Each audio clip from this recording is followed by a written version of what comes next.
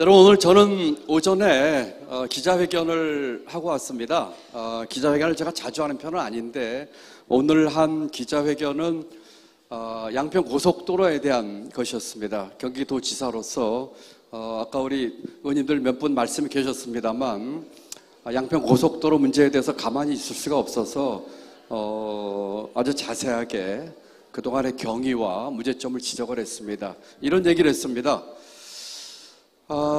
국토부 장관이 백지화를 시켰는데, 그리고 민주당이 사과를 하면 다시 할 것을 고려하겠다는 얘기를 하겠는데, 제가 만약에 경제부총리로 지금 있다면, 제가 있을 때 국토부 장관이 그런 얘기를 했다면 제가 대통령께 해임 건의를 하겠다고 그렇게 얘기를 했습니다.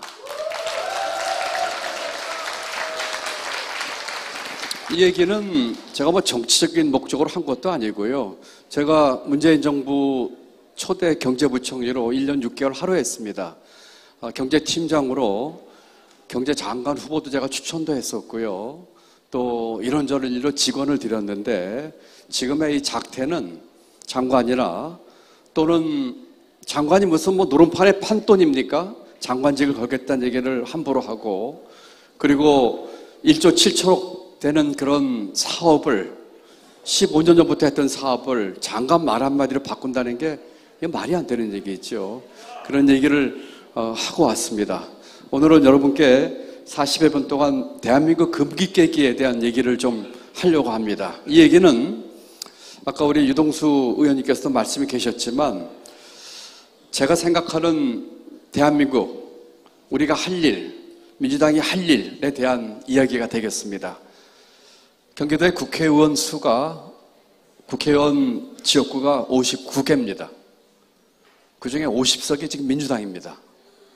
내년에 아마 몇 좌석 또 몇 석 늘어날 것 같다고 합니다. 아마 60석이 넘겠지요. 인천에 아마 13곳 중에서 11곳이 우리가 하고 있는 것으로 알고 있는데, 제가 도정 잘하고 또 2년차 지금 시즌2로 들어갔는데 열심히 해서 정말로 좋은 결과 나오게끔 후원하고 또 제 할 일 하는 것이 저의 임무라고 생각을 하고 있습니다. 유동수 의원님하고 전에 저녁 식사하면서 이런 얘기를 한 적이 있습니다. 경기도와 인천은 같이 붙어서 서로 간에 아주 지대한 영향을 주고 있습니다. 인천이 잘 되면 경기도에도 좋은 영향을 미치고요. 경기도가 잘 되면 인천에도 좋은 영향을 미칠 겁니다. 그뿐 아니라 경기도와 인천이 잘 되면 수도권 서울까지도 영향을 미칠 겁니다. 저는 또 고향이 충청도입니다. 충청도에까지 영향을 미칠 수 있습니다. 여러분, 함께 힘을 합쳐가지고 정말 한번 잘해보도록 했으면 좋겠습니다. 동의하시죠?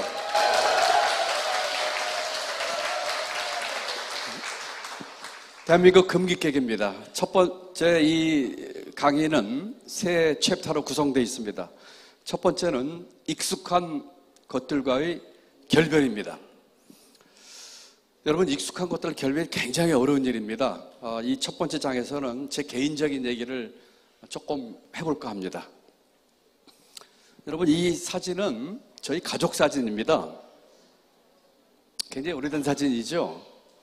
저 왼쪽 아래에 있는 게 접니다. 저희 부모님이시고요. 막내가 하나 더 있는데 막내는 태어나기 전이어서 이 사진에 없습니다. 그리고 막내가 같이 있는 가족 사진은 저희 집에 하나도 없습니다. 왜냐하면 아버지가 33살에 돌아가셨거든요. 아버지가 33살에 돌아가셨을 적에 우리 어머니는 32살이셨습니다. 그리고 자식이 넷이 있었고요. 여러분, 4대 국회의원 선거가 언제 있는지 혹시 아십니까? 1958년입니다. 1958년이면 제가 만으로 1살 때입니다. 저희 아버지가 이때의 열렬민주당원이셨습니다. 저희 고향은 충청북도 음성이고요. 음성 진천이 그때는 선거구였습니다. 지금은 이제 괴산 증평이 돼 있는데, 괴산은 이제 밑으로 갔죠. 이때 제4대 국회의원 선거 때, 이때가 자유당 치하입니다. 이때 민주당 후보로 나왔던 국회의원 후보가 김주묵이라는 분입니다. 아버지는 아주 젊은 청년의 나이로, 20대 초반의 청년의 나이로 열렬민주당원이셨고, 그분의 선거운동을 정말 열심히 했다고 합니다. 저희 집 앞에 경찰이 늘 2명씩 보초를 서 있었다고 할 정도로 아버지가 청년 열렬당원이셨습니다. 그 결과 이 선거에서 그 어려운 자유당 시절에 저희 고향 선거구에서 민주당 후보인 김주무 의원이 당선이 되셨습니다.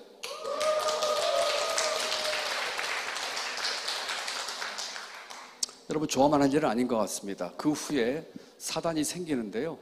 그 김주무 의원이 몇 달 뒤에 자유당으로 당을 바꿉니다. 저는 이때 기억이 날 리가 없죠. 1살 때니까. 나중에 아버지 돌아가신 뒤에 아버지 일기장을 봤어요. 아버지 일기장 첫 페이지가 그 얘기였습니다. 그 얘기였습니다. 그때의 그 좌절감, 분노, 그거를 그 작은 노트에 쓰셨는데 저희 아버지는 공부를 많이 안 하셨습니다. 저희 어머니는 무학이십니다. 제가 부총리로 인사청문회 할 적에 저희 후배 어머니가 그걸 보면서 어떻게 하다 그 얘기가 나왔어요. 저희 어머니 통장의 인출이 어머니와 저가 가까이 살았는데 저희 집 근처에서 인출이 돼서 이거 제 차명 무죄 아니냐, 돈 몇백만 원 듣지도 않은 통장을. 그래서 제가 얘기했습니다. 우리 어머니 무학이시다. 혼자 은행 가서 돈 못 찾으신다. 제 아내가 일주일에 한 번 만나서 같이 목욕하 돈 찾아주신다 해가지고 그게 나왔는데 그 얘기를 보고 저희 후배 어머니가 우셨어요. 어떻게 경제부총리 어머니가 학교 문턱도 안 가봤냐고.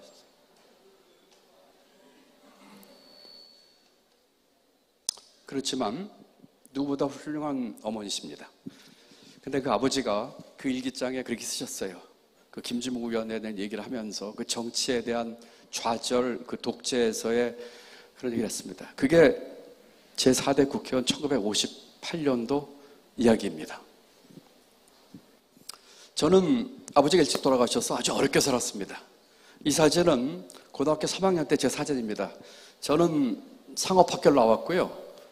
고3 때, 어디로 사라져버렸네요. 고3 2학년 때 취직시험 봤습니다. 이 사진이 제 첫 직장 취직시험 수험표입니다.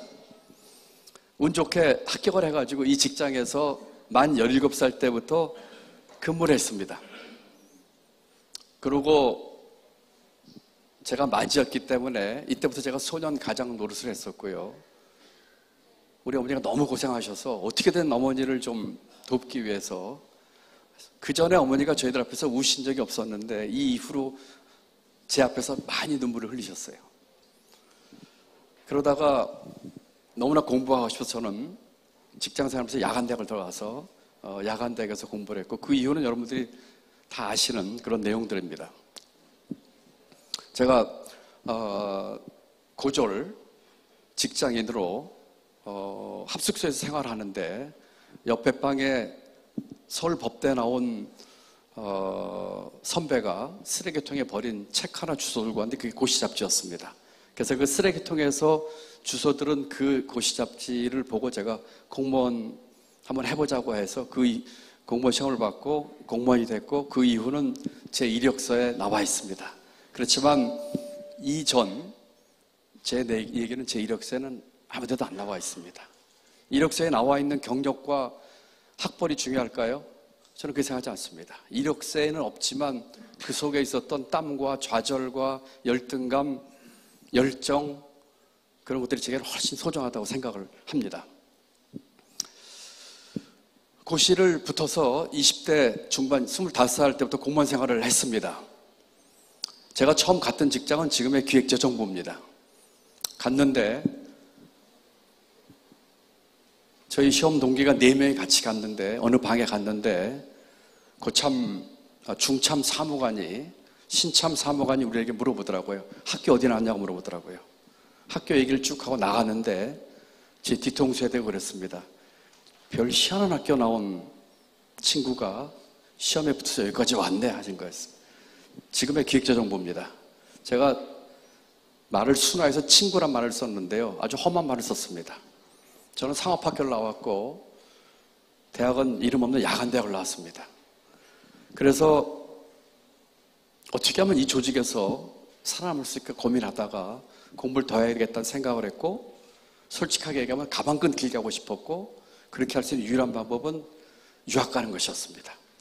공무원으로 유학 가려면은 굉장히 어려운 관문을 뚫어야 되고요. 해야 되는데, 짧게 말씀드려서 아주 운 좋게 피눈물나게 노력을 해서 국비 학생으로 미국 유학하게 됐고, 더 운 좋게 미국 정부에서 주는 박사까지 할 수 있는 풀브라이트 장학금을 받아서 미국에 공부를 하게 됐습니다.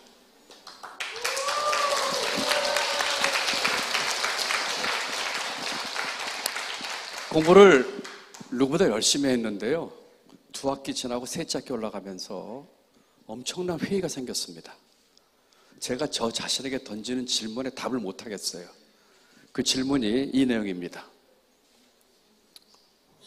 내가 왜 공부하는 거지? 이 질문에 제가 답을 찾을 수가 없겠더라고요. 박사 따기 위해서. 그렇게 심플한 답, 그렇게 간단한 답이었다면 제가 고민도 그렇게 안 했겠죠. 근데 그 답이 될 수가 없었거든요. 아무리 생각해도 제가 왜 공부하는지를 모르겠어요. 이력서에 줄 하나 올리려고, 박사학위라고 하는 훈장을 달려고, 그건 답이 되지 않았거든요. 못 찾겠더라고요. 그때부터 제가 살아왔던 인생을 한번 돌아봤습니다. 그때 제가 30대 초반이었고요. 근데 이상한 것을 발견했습니다. 저는 제가 꿈을 세우고 누구보다 열심히 살았다고 생각했는데, 이 꿈이 정말 내가 하고 싶은 일이었을까? 아니면 남이 하고 싶은 일, 내 주위에서 그렇게 하면 좋겠다고 하는 일, 또는 우리 사회에서 좋다고 하는 길을 내가 하고 싶은 일로 착각했던 것은 아닐까 하는 생각을 했는데, 유감스럽게도 그 대답은 그렇다 했습니다. 그것은 제게는 엄청난 충격이었습니다.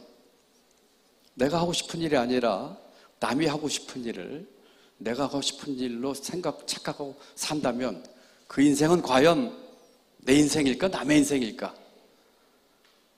답은 자명했습니다. 이렇게 살 수는 없다 였습니다. 그래서 그때부터 제가 했던 것이 익숙한 것들과의 결별이었습니다. 그때까지 공부하던 방법을 완전히 바꿨고요. 그때까지 공부는 시험 공부였습니다. 그리고 빨리 공부 마치고 돌아가고 이럴 생각밖에 없었고, 그때 저희 집에는 아까 말씀드린 어머니와 동생 셋뿐만 아니라 할머니까지 계셨습니다. 6식구 있었거든요. 그렇기 때문에 공부하는 방법을 바꿨습니다. 그리고 또 하나 제 인생이 바뀐 것은 공부 마치고 공직에 복귀해서 공무원 하는 자세와 태도가 바뀌었습니다. 이제는 남이 하고 싶은 일이 아니라 정말 내가 하고 싶은 일이 무엇일까? 그리고 공무원들도 어떤 특정한 보직에 따라서 자기가 할 일이 정해져 있는 것 같지만 그 테두리 안팎에서 정말 내가 하고 싶은 일은 무엇일까 하는 걸 찾는 식으로 바뀌면서 제 인생이 바뀌었습니다. 오늘 제 주제는 익숙한 것들과의 결별입니다. 대한민국도 익숙한 것들과 결별해야 합니다. 우리 민주당도 익숙한 것과 결별할 용기가 있어야 된다고 저는 우리 당원동지에게 감히 말씀드리고 싶습니다.